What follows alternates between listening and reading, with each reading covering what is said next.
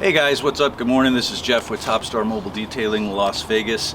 In today's video, we're going to be talking about potential upsells for your details. We're going to be starting today's video off with an engine bay detail on this nice Hemi Charger here, and then we're going to go into a couple other upsells for you as well. So stick around and check out what we got for you. All right, Jeff. So we're only doing an engine bay cleaning. No, so we're actually going to do an exterior detail as well on this. Anytime you do an engine bay cleaning, you want to do an exterior detail as well. Reason for that is going to be once you start spraying on the hood and all this stuff, you're going to get stuff that drips down the sides here. You're going to get splatter on the windshield, right? So it's essentially something that you're going to have to do anyway to clean it off. So you want to do this an upsell to like an exterior detail. So usually what I'll do is when you book an exterior detail, first thing you want to do is lift up the hood, take a look at the engine. You know, if it looks kind of dirty or greasy or grimy, you want to address that with the customer and point that out to them and just say, hey, you know, I just checking out your engine here and I noticed that it's a little bit greasy, a little bit dirty. Would you like to get an engine bay cleaning with that? It's only $55 extra, but we're going to get the engine looking like new again.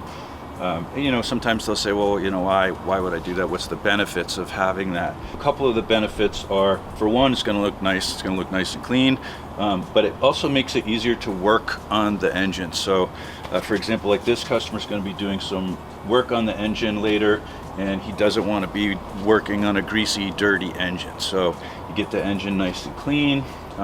It also helps for things like cutting the heat on the engine. You know, if it has a lot of buildup of dirt, grime, that stuff can hold the heat into the engine, so it'll help release the heat. It also makes it easier to identify issues with your engine. So if there's things leaking, if you have like oil leaks, stuff like that, you're going to be able to see that a lot easier in a nice clean engine versus having dirt and grime where it just kind of mixes in with all that stuff and you don't really notice it. So just a couple little, you know, things to point out on that. And that's pretty much it, guys. Let's get started. So, here we go, a little funnel. I like to use, I know this is a little controversial sometimes, guys, but we're back to dish soap again. This stuff's really good for engines because you have to think about this soap is designed to strip off dirt and grease, and that's what we're doing here. So we're not worried about paint protection and stuff like that. That's not going to really matter. So this is the degreaser that we're using, the Purple Thunder. We're just going to put like an ounce of that in here as well, so we get a nice little degreasy foam. There we go. That little swirl around. Okay, so now your foam cannon's ready. Okay guys, so the steps to the process of the engine bay cleaning. First thing you're going to want to do when you get here, you want to make sure that you're dealing with a cool engine. You don't want an engine that they've just been driving in and it's extremely hot, and then you go putting cold water on there. It can cause damage. So make sure the engine's cooled down at least to the touch, to where it's you know, not boiling hot. The next thing you're going to want to do is either have some plastic bags or towels.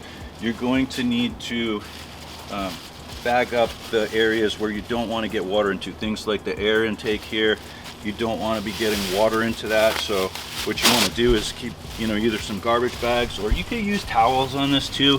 I mean, towels are going to absorb the water, but basically what you want to do is just stop the water from going directly into this stuff here. So you bag that up. This is going to prevent any water from getting in here. And you know, you avoid direct spraying. You don't want to put the pressure washer right up into the air intake or the alternator. So those are the main things that you're going to want to cover. So that's nice and covered there. Oops, extra bag. And then you got your alternator down here. These are going to vary on different cars. Some of the newer vehicles have this stuff sealed up pretty good. So we're just going to put this down here. Like so, just to avoid getting any water in there, because what you don't want is getting water in there and then the vehicle might not start later, and then you're dealing with a whole other issue. All right, so now that those components are covered up, we can get started with the actual engine detail. Okay guys, so we're ready to start the engine bay detail. First thing that I like to do is actually spray it down with the degreaser. So this is gonna help start kind of eating away at the dirt and the grime and the grease on here. So we're just gonna kind of spray this around on the engine and let it sit in. And you can pretty much spray this around on everything. You don't really have to be too concerned. You don't want to breathe this stuff or get it in your eyes. Nothing like starting the morning off 7 a.m. with a little degreaser in the lungs. Wake you up, get you going for the day. So I'm gonna let that sit for a minute. All right, so next step, guys, we're gonna take the foam cannon that has a little bit of the dish soap and degreaser in here, and we're gonna basically coat everything down. You wanna start from the top, so start from the hood and then work your way down. The reason being is all this stuff's gonna drip down anyway, so it's best to just start up at the top here.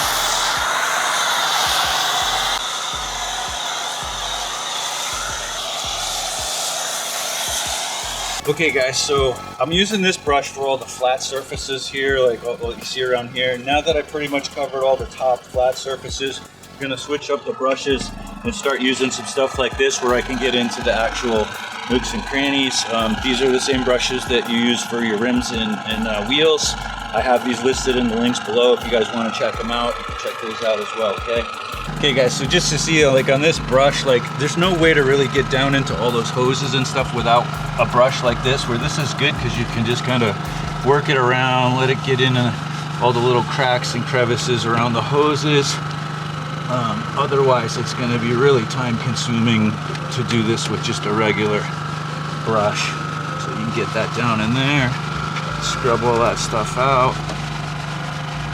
And you don't have to go too hard on this stuff. Again, it's just gentle. The degreaser's doing most of the work. This is just agitating the dirt and the grease.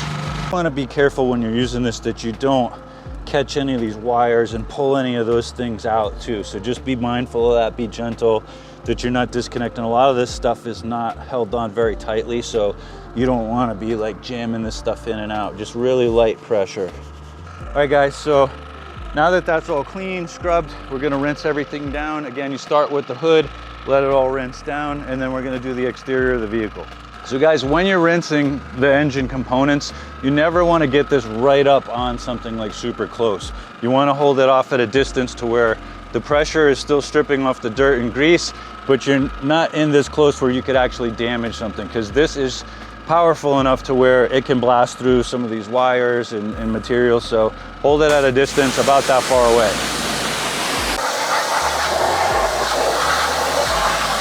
Okay guys, so now that the engine is pretty clean, what we're gonna do, we're just gonna let this air dry while we do the exterior of the vehicle. Then I'm gonna come back with the air gun. We're gonna just blow out everything with the air tool, make sure that it's completely dry, and then we'll apply the dressing to make it nice and shiny and new looking again. So for now, we're just gonna close this. And you can see here all the overspray. This is what I was talking about, why this needs to be done with an exterior detail. Because if not, you can't just leave this like this. You can't let all this stuff dry on here, or it's gonna leave spots all over their vehicle. So you always wanna book this with an exterior detail. I do need to switch out what's in the foam cannon now, because you don't wanna spray their car down with degreaser. So that's just gonna go in the wheel bucket. And then we're gonna set up a new foam cannon for the paint. So guys, I'm actually out of the GSF that I normally use, the Gentle Snow Foam. I was able to get some of this on Amazon, which is pretty good. The double black Rennie Doyle collection, Pearl. This gets a nice foam, it's by P&S. So this is another alternative, but I do need to pick up some more GSF. It's a little bit harder to find. I noticed a lot of the detail shops don't carry it, and on Amazon, the only thing they have are the really small bottles, which is kind of costly. So I only buy in the larger gallon or 5-gallon sizes. Okay, so now that we got the foam cannon set up, that stuff's ready for the exterior wash. We're gonna knock out the rims and tires real quick before we do that. Hose off the overspray, because that does have degreaser on there and you don't really want that sitting on the paint for too long. So we're just gonna give that a quick little rinse down. Okay guys, so we just finished the wheels. We're gonna foam the car now, give that a quick wash, and then we'll come back to the engine bay, make sure that that's all dried up with the air tool, put the dressing on that, and then we'll be good to go. Jeff, I have a question for you, man. So Jeff, you're talking about the engine bay. Seems like you know what you're doing, but a lot of detailers find it intimidating, especially the older cars. What's your best advice for them to gain that experience and confidence? Better idea to practice on newer vehicles where they're a little bit more watertight on stuff, you know. And then as your skill set gets better, you can work more on the older cars. Start with your friends and family cars, work on your own car first until you really feel like you got it dialed in. And then you just got to do it. You know, it's just a matter of putting in the reps. And same thing like when you first start detailing cars, everybody's a little nervous to do that first car, you know. But after you do 100 cars, you know, 200 cars, it just gets to be to a point where, you know, it's not a big deal for you anymore. And the more you do, the better you're going to get at it. What cars should they stay away from? I would say when you're just getting started, maybe some of the really older classic vintage ones are going to have a lot of, you know, it's just stuff where the engine, you don't want to get any water in there at all. Even on those classic older cars, they're not watertight around all the seals and stuff, so you can't get the pressure washers up where the water will just go right around those seals. It'll drip from the windshield, you know. I do a few of those for some of these guys in the car clubs. And you just got to be really mindful of it. And, you know, for the most part on the car, it's not a big deal. If you get water in there, you can just get a towel and wipe it up. But in the engine, if it gets into the engine components and it doesn't start later, you know, have insurance. That would be my best advice for you, because you don't want to be coming out of pocket to pay for a mechanic to come out and fix somebody's car. So guys, I use these towels. I pick them up at Walmart. They're like $9, but they're great drying towels for wheels, door jambs, stuff like around the engine bay, because you don't want to use your really good like dreadnought towels that are $30 on stuff like rims or door jambs.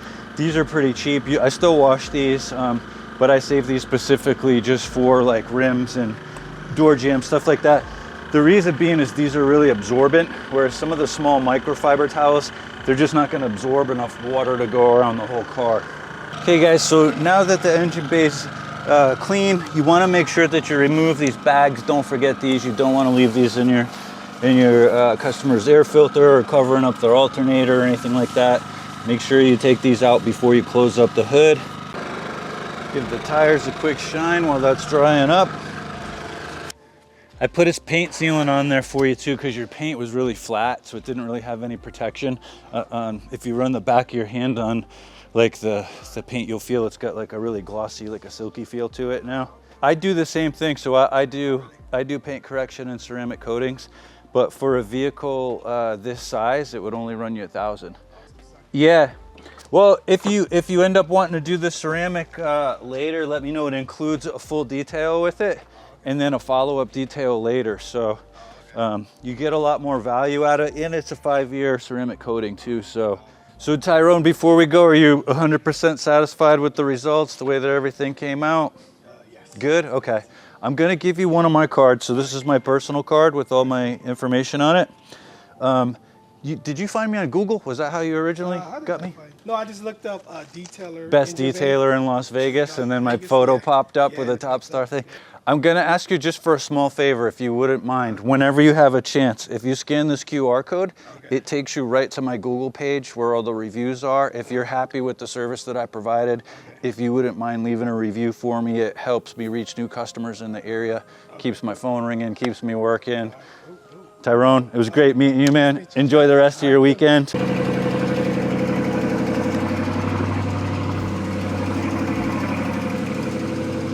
Making sure it still starts later. He's like, hang on before you jump in your car. Let me just make sure that it's still working. You should always do that, actually. You want to make sure that the vehicle starts before you just take off and then get a call later that it's not working. So that was the video on how we do upsells. You get to see the engine bay cleaning. Get to hear me talk a little bit about the ceramic coating at the end there with the client. We'll see how that works out. Maybe he reaches out to me to do that as well. Let me know what you guys think about the engine bay cleaning. Do you guys kind of follow the similar process, or do you do your steps a little bit differently? Curious to hear how you guys do your engine bays. Let me know in the comments below. Thanks.